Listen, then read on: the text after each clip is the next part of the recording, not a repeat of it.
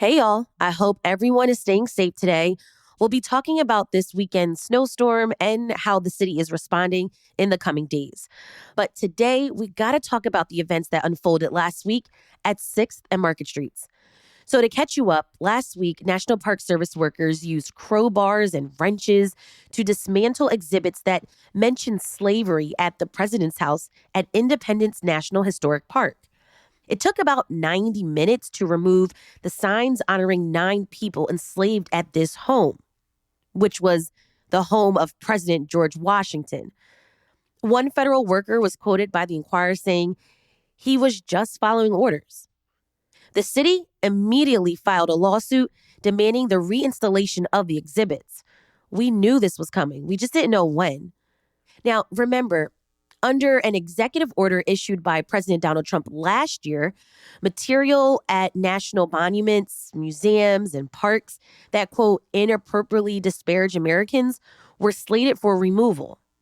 Now, at the time, I spoke about this with Reverend Mark Kelly Tyler, who preserves the history of the Global African Methodist Church. And today, we're listening back to that conversation. Reverend Tyler was the former pastor at Mother Bethel AME Church, just a few blocks away. We talked about what the executive order says about the nation and its reckoning with slavery. But what happens now to those stories of real people that experienced slavery? It's Monday, January 26th. I'm Trinae Nuri, and here's what Philly's talking about.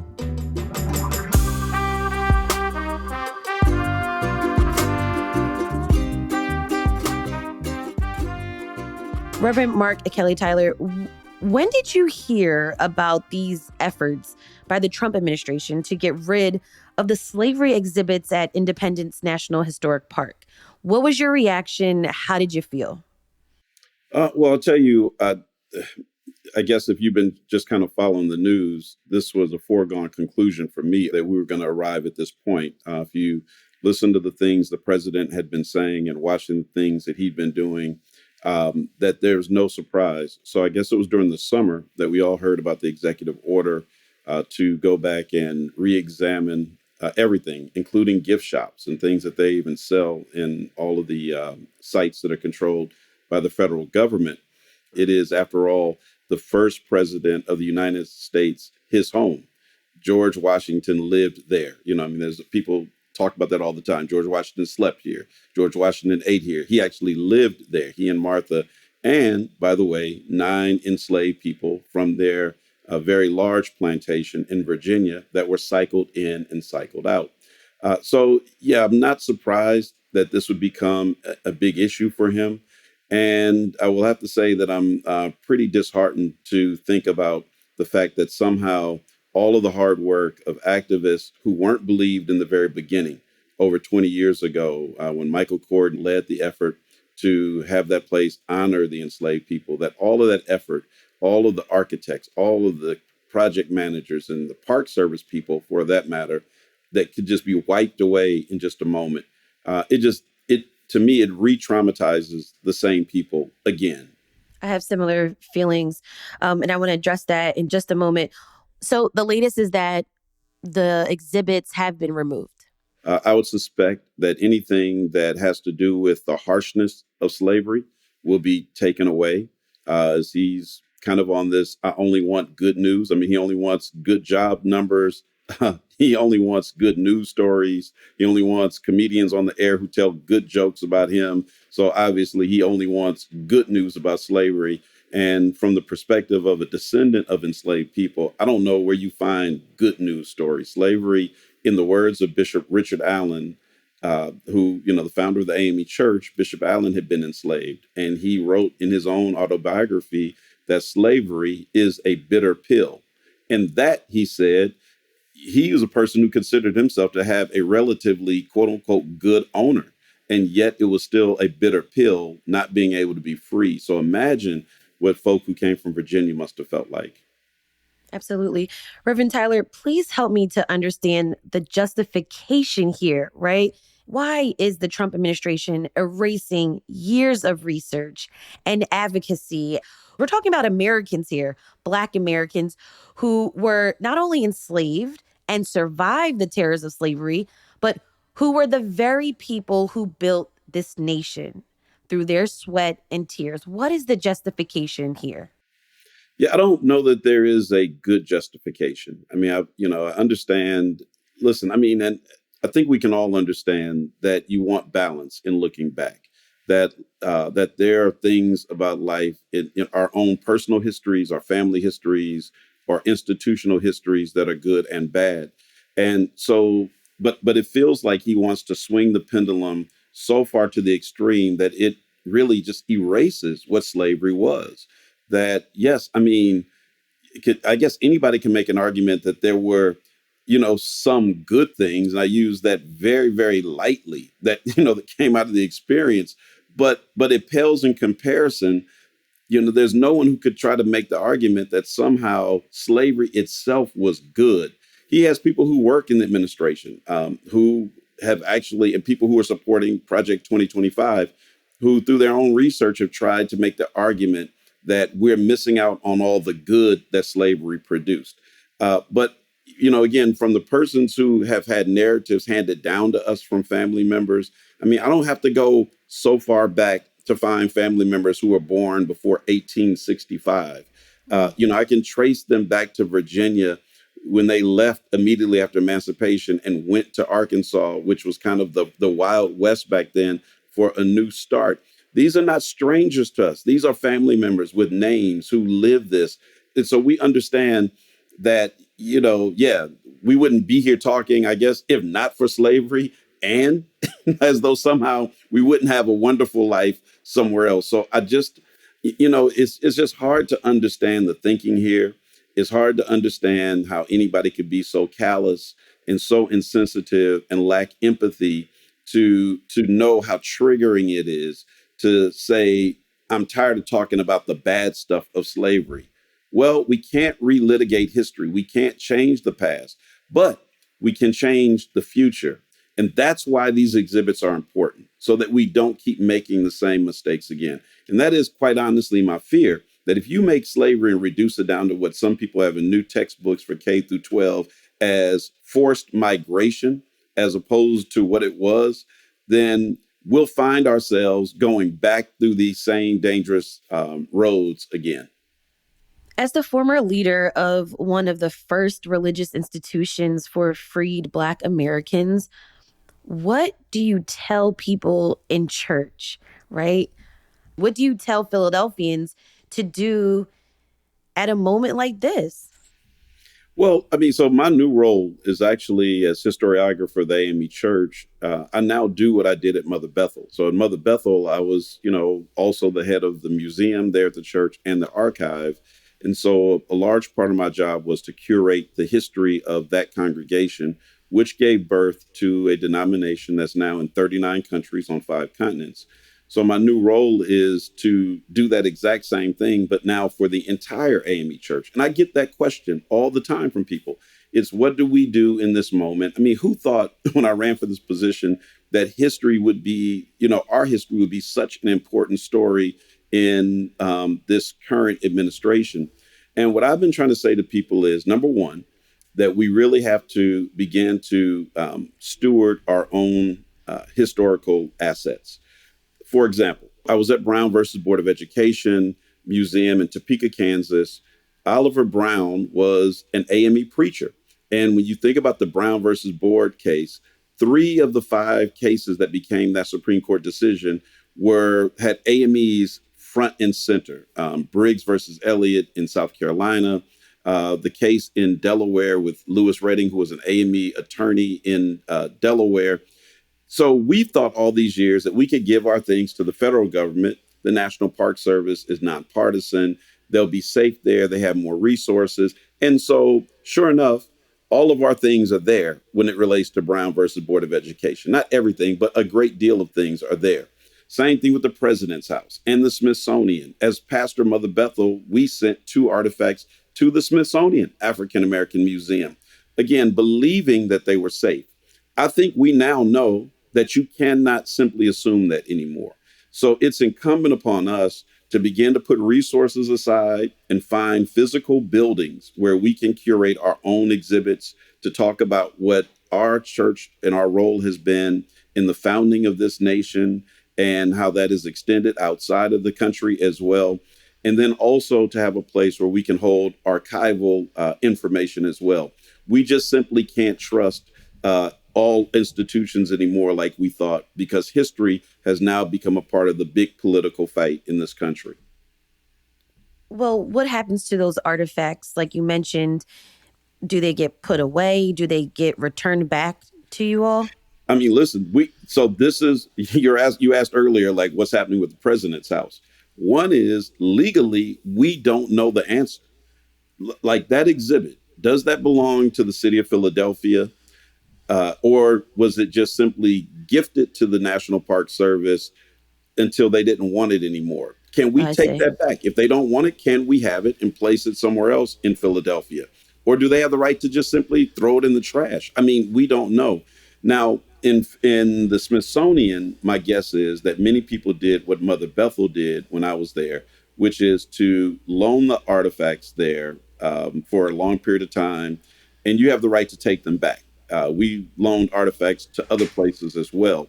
So I'm hoping that's the case. But I mean, what a great tragedy. I mean, all the work Lonnie Bunch did in the African American Museum at the Smithsonian, all those years under presidents like George Bush, it was absolutely bipartisan. To think that people might now have to go back, that the family of Emmett Till may have to go back and get the casket, that, all of these places that have sent things there may have to take them back. And if we do, what do we do with them? So I think it depends on the site and it depends on the donor, how they actually gave it. But in some of these cases, I'm certain that they signed their rights over, believing that they'd be safe there. I want to talk about the 9 people enslaved by George Washington at the president's house in Philadelphia were Maul, Christopher, Hercules, Richmond, Ona, Austin, Gills, Paris, and Joe. And I know we might not be able to address everyone's life, but what do we know about some of their lives? Well, I'll just talk about two that I think are the most well known. And for one, I would say to people who are listening to this interview that you should go and check out the book Never Caught by Erica Armstrong Dunbar, great scholar here in the city. And that was a book about Ona Judge, who was one of the enslaved women at Yeah, the president's house. who stole her freedom. Think about that, from the Washingtons. She got away, and we believe that while there's no evidence because they didn't talk about how they got away smartly, they didn't want to incriminate anyone in Philadelphia.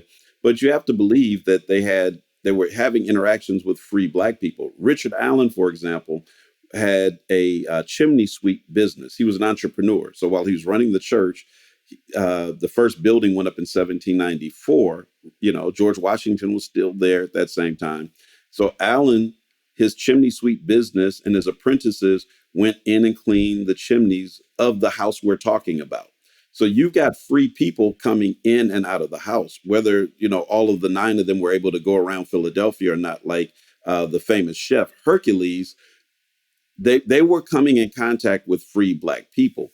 And so we believe that that was a strong connection in helping Oni Judge find her way to freedom. She stole herself, made herself free. And I mean, I love the story as told by Erica because, George Washington is so embarrassed by it that they find out where she is. She's not in hiding, but she's up north. And they send an emissary to try to convince her to come back. It's almost like, hey, listen, the Washingtons feel terrible about this whole thing. Just come back and then they'll set you free. And I always say, Oni says, look, I was born at night, but not last night. No, thank you. And she never goes back, obviously. Hercules, who was, again, just a world famous chef. People love to come to the Washingtons' home in part because of his cooking. He was able to sell his food after work, and that's how he became pretty wealthy. They said he was one of the best dressed Black persons in the city of Philadelphia. So you could just kind of imagine him just kind of, strutting around Old City. And one day he just had enough and he left and went away. And we don't know anything about what happened to him. And so their lives are very well documented. And But again, I think the nine are representative because these are the nine names that were chosen for this wall. I wasn't a researcher on this project, but from what I remember, that they were cycled in and out throughout the Washington's presidency. Because remember, at 6 months, if you were in Philadelphia or Pennsylvania, you would be set free. So they'd have to reset this clock by taking them back into slave territory and then bringing them back in, circumventing a loophole in the law as the president of the United States. And that right there is something. We'll take a quick break, but when we come back, I'm curious to understand how this is all playing out in Philly, especially with America's 250th birthday celebrations this year. More on that after the break.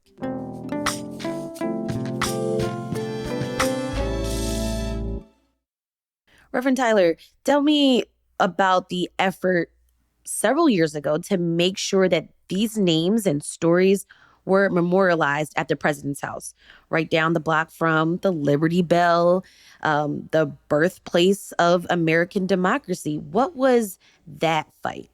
In 2004, I was sent to a church right across the river, the oldest Black church in Camden.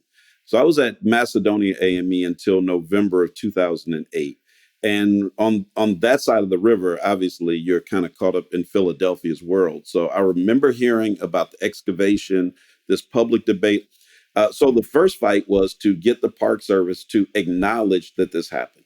One of the big issues is that they denied that the Washingtons even did this, that they brought enslaved people.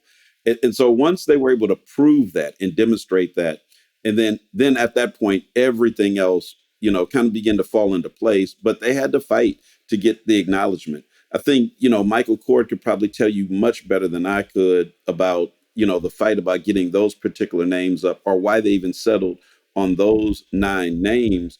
But just as a person who was on the outside looking in, across the river, we were all cheering for Philly. And then who knew that I would come in as the pastor in November 2008? I think they were just about ready to open the exhibit because one of the first things I was invited to was as a community member and a person they knew that had a little bit of knowledge of these stories, especially Richard Allen. They wanted me to look at the panels and kind of see what they were getting ready to go public with and offer some opinion and, just kind of weigh in. Before all of this research, had you heard any of these names or that enslaved people were even at the president's house? No, I went to school in America like everyone else, and I heard that he cut down a cherry tree, never told a lie, and had wooden teeth. I heard the same stories that everybody else heard. That's what my concern is about the stories that will be told going forward. This is beyond erasure. This is more than just simply whitewashing. This is talking about playing with the facts now and rewriting stories and rewriting the history. And so our job, I think, as people who love history is to always tell a more complete story. That's what I try to do. And so who are these unnamed heroes and heroines who we don't know about? Everybody knows Richard Allen, if you've kind of followed Black history, but he didn't do it by himself. So who are the other people? Who are the other names that we need to know? And likewise, look, we don't want to just know the good, but we want to know the bad and the ugly because that's all history. It's all important and all of it needs to be acknowledged. There's an issue of trust here that I'm thinking about. And then I'm thinking also about the fact that America is celebrating the 250th anniversary of the nation being built. What does altering history or not mentioning slavery mean in Philadelphia with this backdrop? Yeah, I think it would just be a tragedy. And it's also a missed opportunity, right? Because there's one way that you can look at this. The person who just wants to just only show the good, right? That's obviously where the president is right now. He said it. He said as much as this, like repeatedly. But if I had a chance to talk to him, first of all, I would sit down and say, let's take a tour. I want to walk you through like some of these sites and let's talk about these stories so that maybe you can understand better and appreciate what it is we're trying to say. Because if you really get down to it, it really speaks to what makes America great after all, which is that it can, that when it stumbles, it somehow finds its way, right? That in that house where George Washington lived and held enslaved people, he also was having conversations about a free nation with framers and signers of the Declaration. Members of Congress, members of his cabinet were there. And in the same house, we had slavery side by side with people who were desiring to be free. And the people desiring to be free who were working on this big American project had a major blind spot. And it was right in front of them.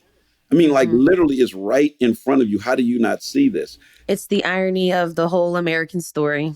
That's exactly right. And yet, it would take another 80 years to get that part reconciled and a great deal of blood in the process. And then it finally gets it right. And for about 11 years, the country begins to move in a way that is more equitable. And then Reconstruction ends, and we're right back where we were now in pseudo slavery for almost another 100 years under Jim Crow. And then finally it gets, I mean, so this is about becoming a more perfect union. We've not become, we're not there. But if you look at the history says that we are moving and trending, slow though it may be, in the right direction. And so that's how I would look at it, and not see these things that are ugly from the past as something to be hidden, but instead to be brought out and to celebrate that we made it beyond this. Reverend Tyler, what plans do you all have to try to preserve the history of slavery as this removal or dismissal of history is happening? I know Visit Philly had announced that they would find another location for this history for the artifacts. I would say that right now we really have to see what's going to happen. I mean, we just really need to see if this is going to be as devastating as we believe, or when we look at it, it's all just like, as they say, a big nothing burger, and the exhibit is pretty much still the way that it is. But it has certainly given many of us pause and to begin to think about different ways of telling the story.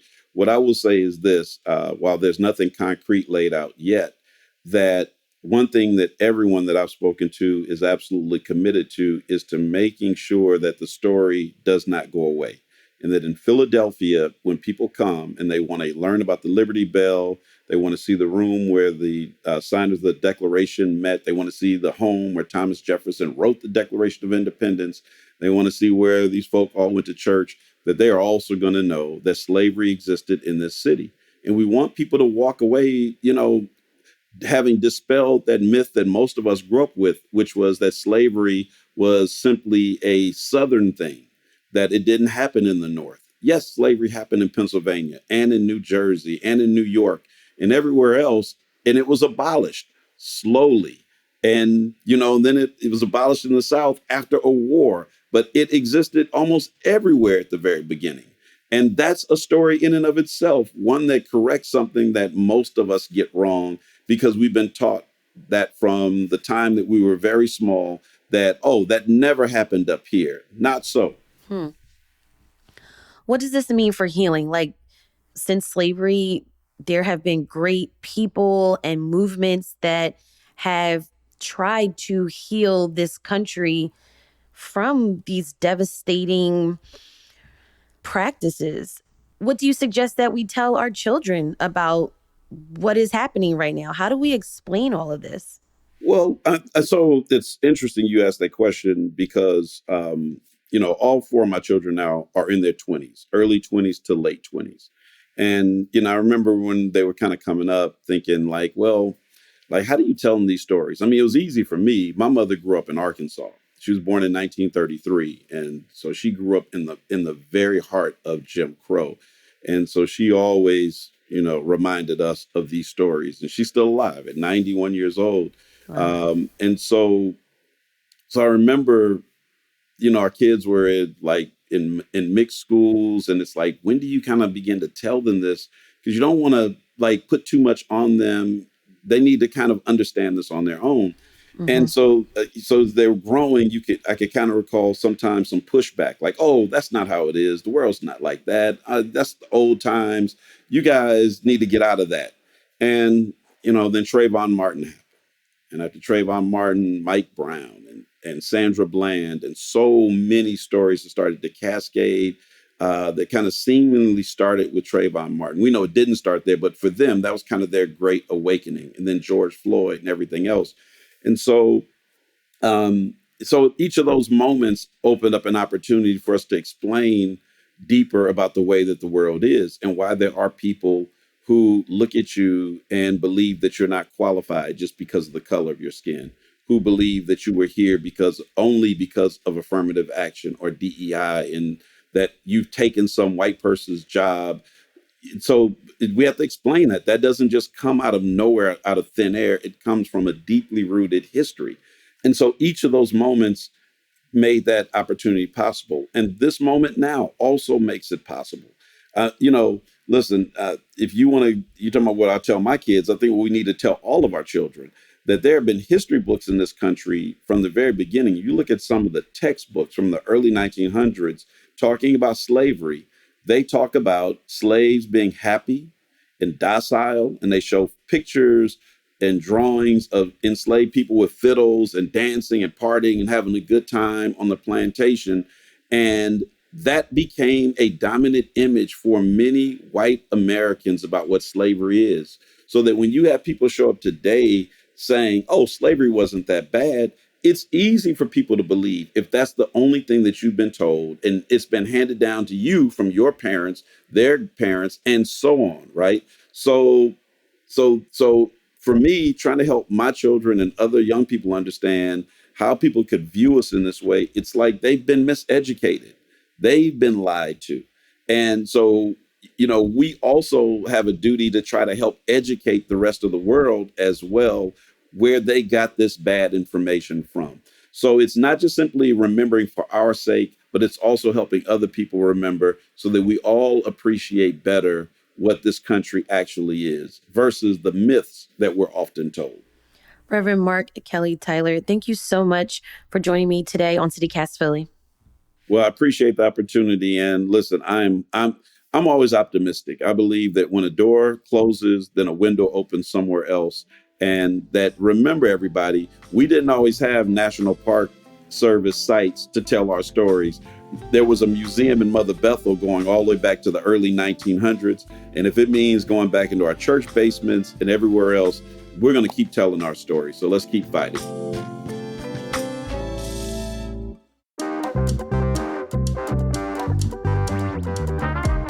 That's all for today here on CityCast Philly. Let us know what you think of this episode and share this with a friend. Rate the show, leave us a review, and hit that subscribe button. Be sure to sign up for our morning newsletter to learn more about what else Philly's talking about. And don't forget, you can support the show and get great perks by becoming a CityCast Philly neighbor at membership.citycast.fm. We'll be back tomorrow morning with more news from around the city. Bye.